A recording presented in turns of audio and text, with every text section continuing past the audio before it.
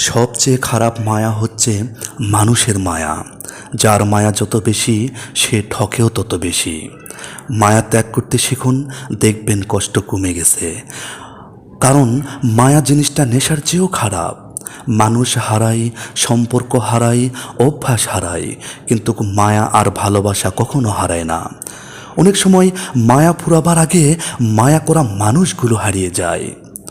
যেদিন কারো প্রতি মোহমায়া সব কিছু শেষ করে নিজের মতো করে বাঁচতে পারবে, সেদিন বুঝবে তুমি জিতে গেছো। মায়া সত্যিই বড় অদ্ভুত, না দেয় ভালো থাকতে, না দেয় ভুলে যেতে।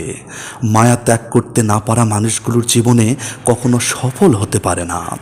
আমরা যদি মায়া কাটাতে পারতাম তাহলে অনেক ভালো থাকতে পারতাম।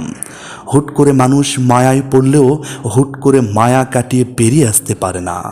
প্রেম ধীরে ধীরে মুছে গেলেও মায়া মুছে যায় না। মায়া সারা জীবন শুধু কাঁদায়। সব ভালোবাসায় মায়া থাকে না, কিন্তু সব মায়াই ভালোবাসা থাকে। কিছু কিছু মানুষ আছে যারা মায়া বাড়িয়ে জীবন থেকে হারিয়ে যায়।